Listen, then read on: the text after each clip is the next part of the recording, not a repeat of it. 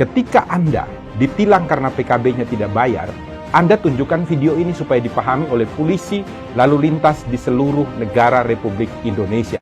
Apakah PKB yang tidak dibayarkan ketika operasi lalu lintas, STNK-nya masih hidup, ditilang polisi, bisa atau tidak? Jawabannya adalah tidak.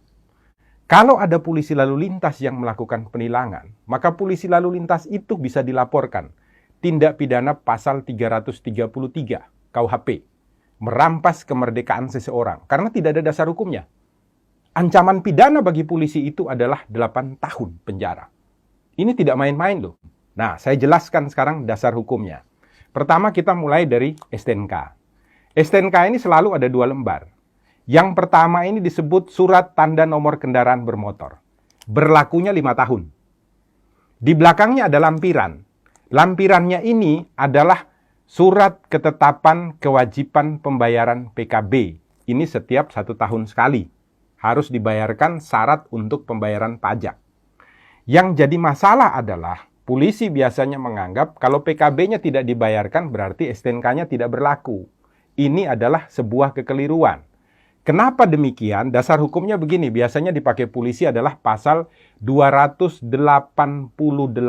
ayat 1 untuk melakukan penilangan ketika PKB-nya belum dibayarkan.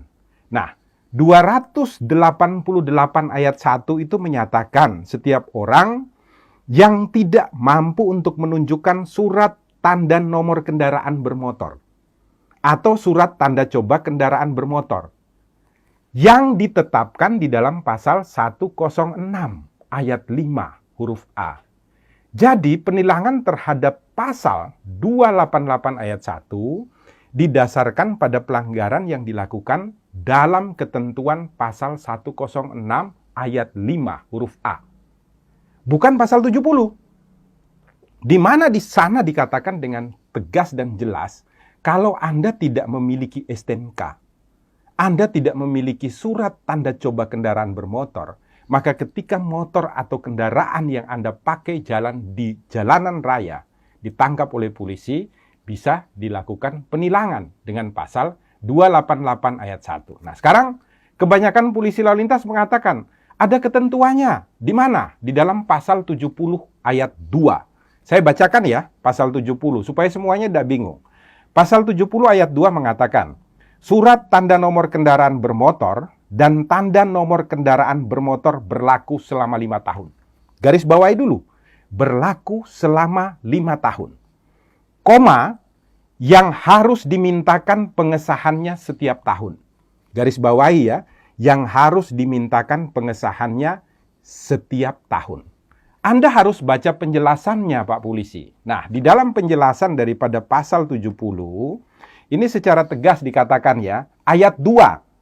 Yang dimaksud dengan pengesahan setiap tahun adalah sebagai pengawasan tahunan terhadap registrasi dan identifikasi kendaraan bermotor, serta menumbuhkan kepatuhan wajib pajak kendaraan bermotor.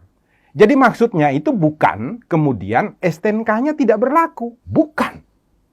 Maksudnya itu adalah untuk dilakukan registrasi dan identifikasi ulang terhadap kendaraan bermotor dan untuk membuat agar semua orang yang memiliki kendaraan bermotor itu wajib atau taat di dalam melakukan pembayaran pajak.